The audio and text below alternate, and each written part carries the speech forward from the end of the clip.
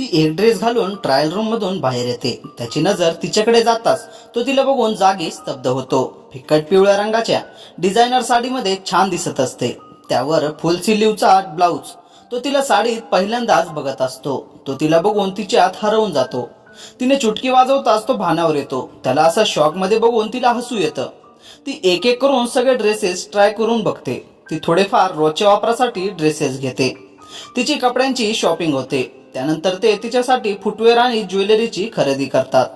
ते शॉपिंग करून बाहेर पडतात. ते एका कॅफेमध्ये कॉफी घेण्यासाठी जातात. थँक्स, राहुलकडे गेलो की मी तुला याचे सगळे बिल पेड करेन.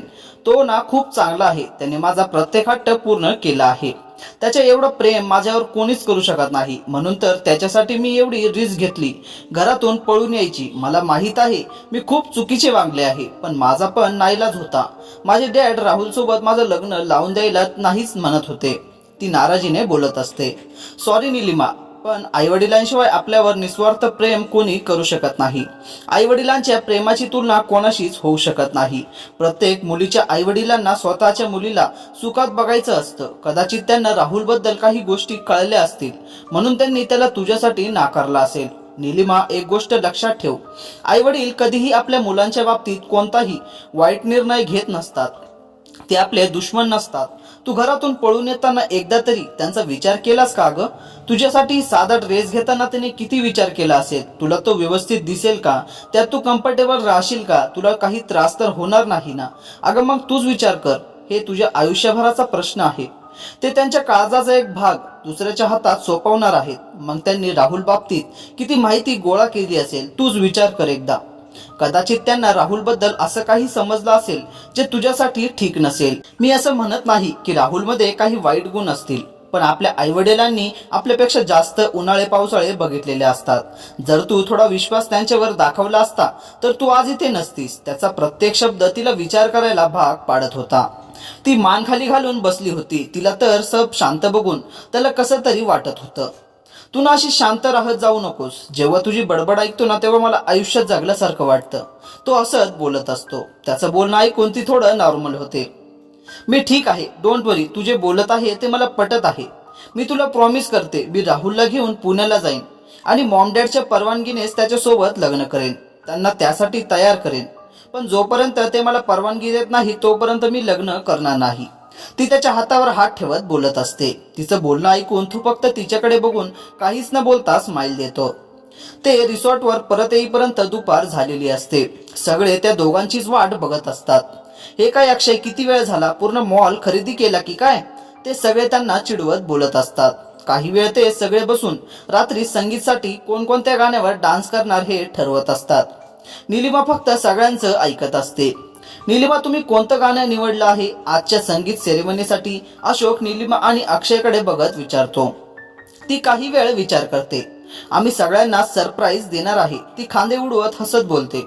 अक्षय तिच्याकडे आश्चर्याने बघत असतो. ती त्याच्याकडे बघून स्माइल देते. दुपारच्या जेवणानंतर ते दोघे रूम मध्ये येऊन झोपतात. संध्याकाळी निलिमाला जाग येते तर अक्षय सोफ्यावर झोपलेला असतो. ती उठून फ्रेश होते आणि चहा घेण्यासाठी खाली येते तर सगळे चहा घेत बसलेले असतात. निलिमाला बघून अशोक तिच्या चहा आणि चेअर आणायला सांगतो. ती सगळ्यांना स्माइल देत चेअरवर बसते. सगळे त्यांच्या कॉलेजच्या जुन्या आठवणींना उजाळा देत असतात.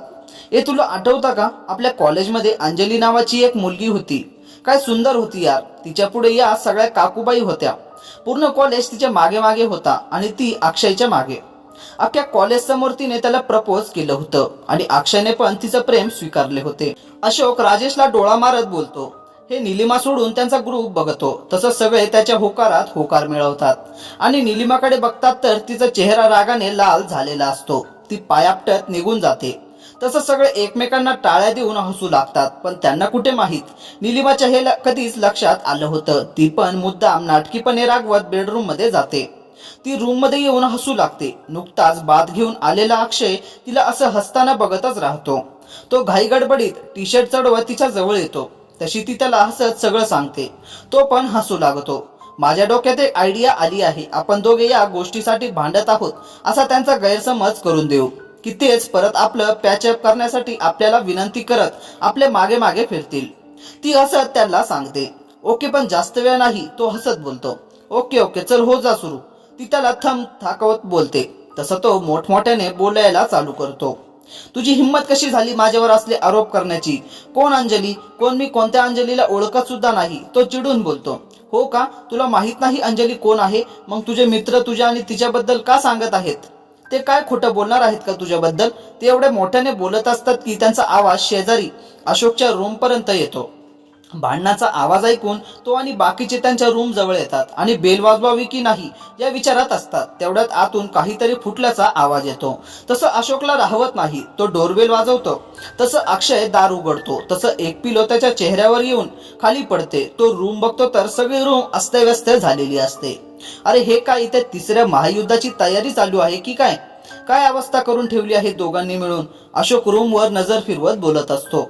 अशोक, हिला ना वेड लागला आहे. मला विचारत आहे, अंजली बद्दल विचारत आहे.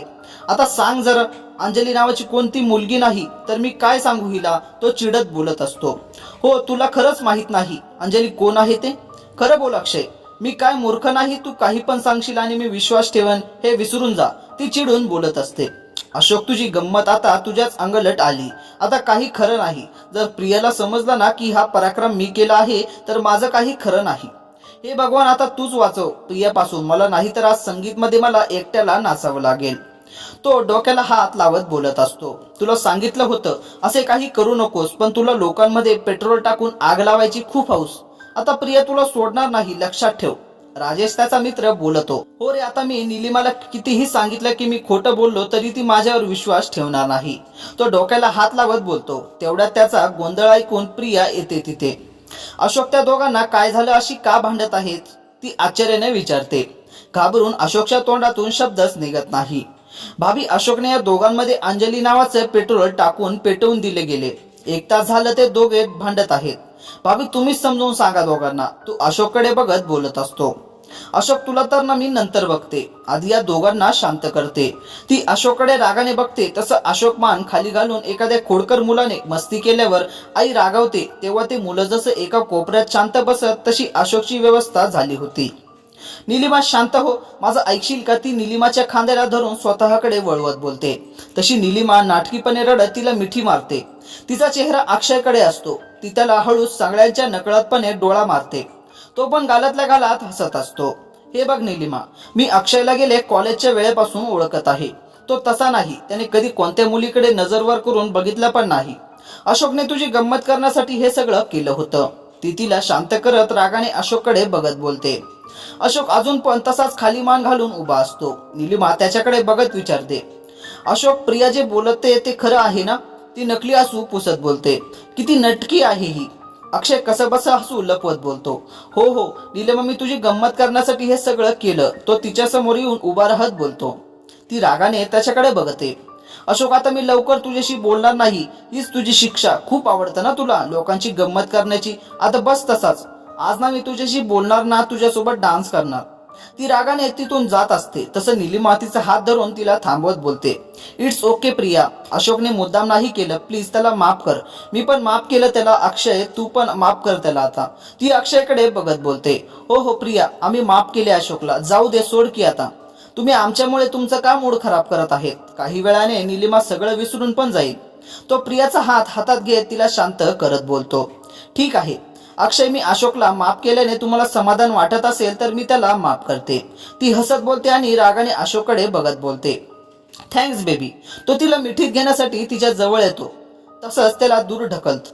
मी तुला माफ केलं असलं तरी मी तुझ्या माझ्या जवळ यायचं नाही. मला हात पण लावायचा नाही. ती रागाने तिथून निघून जाते. अशोक हताशपणे ती गेली त्या दिशेने बघत उभा असतो. जो कोई दूसरे के लिए गड्ढा खोदता है वही उसमें गिर जाता है. राजेश त्याच्याकडे बघत बोलतो आणि तिथून निघून जातो. अशोक त्याच्याकडे रागाने बघत प्रियाच्या रूमकडे जातो. सगळे गेल्यावर निलिमा आणि अक्षय एकमेकांना टाळ्या देत हसत पडतात. बेडवर संगीत सेरेमनी चालू होण्यासाठी काहीच वेळ शिल्लक असतो. अक्षय तयार होऊन खाली जातो. तो खाली गेला की निलिमा तयार होते. ती स्वतःला आरशात बघून एक फ्लाइंग किस देते आणि ती खाली येते. ती पायऱ्या उतरत असते की अक्षयचं लक्ष तिच्याकडे जाते. तिने आउट ऑफ शोल्डर असलेला गोल्डन कलरचा ब्लाउज, डार्क ब्लू कलरचा लेहंगा, गळ्यात नेकलेस, हातात मॅचिंग बांगड्या, पायात पैंजण, केसांना कर्ल्स करून मोकळे सोडलेले असतात. कपाळावर येणारा मांगटिका, थोडा डार्क मेकअप, पायात ड्रेसला मॅचिंग असलेली मोजडी, तिची नजर अक्षयला शोधत असते. तेवढ्यात तिची नजर अक्षयकडे जाते. त्याने नेव्ही ब्लू कलरचा कुर्ता आणि गोल्डन कलरचा पायजमा घातलेला असतो. जेलने सेट केलेले केस, एका हातात मोठे डायलचे वॉच, त्यात तो खूपच हँडसम दिसत असतो. त्याला बघून तिचे पाय तिथेच थांबतात. तो तिच्या जवळ येऊन तिच्या समोर हात धरतो. तशी ती मंत्रमुग्ध होऊन त्याच्या हातात स्वतःचा हात देते. तो तिच्या समोर चुटकी वाजवून तिला भानावर आणतो. अशी बघूच नकोस, नाहीतर राहुलचा पत्ता कट होईल आणि आपल्यात लागलेली पैज मीच जिंकेन, तो हसत बोलतो. तशी ती नजर चोरते आणि तिथून जात जात स्वतःच्या कपाळावर हलके स्वतःला मारते. संगीत सेरेमनी चालू होते. आधी मुलांच्या ग्रुपचा डान्स असतो. बँड बाजा बारात घोडा येऊन या नवरोजी लगीन घटिका समीप आली करा ओ लगीन घाई या गाण्यावर डान्स करतात. त्यानंतर अशोक आणि प्रियाचा डान्स परफॉर्मन्स होतो. मुलं आणि मुलांचा दोघांच्या ग्रुपचा मिळून राधा तेरी चुनरी व राधा तेरा छल्ला या गाण्यावर डान्स करतात. शेवटी निलिमा आणि अक्षय स्टेजवर येतात.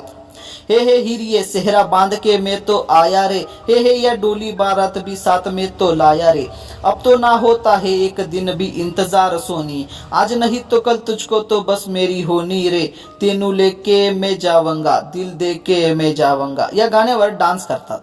सगळे त्यांच्यासाठी टाळ्या वाजवू लागतात. मित्रांनो, बाकीची उर्वरित कथा 6व्या भागात लवकरच सांगेन. तोपर्यंत जर तुम्हाला ही कथा आवडली असेल तर या व्हिडिओला लाईक आणि चॅनलला सबस्क्राईब नक्की करा. धन्यवाद.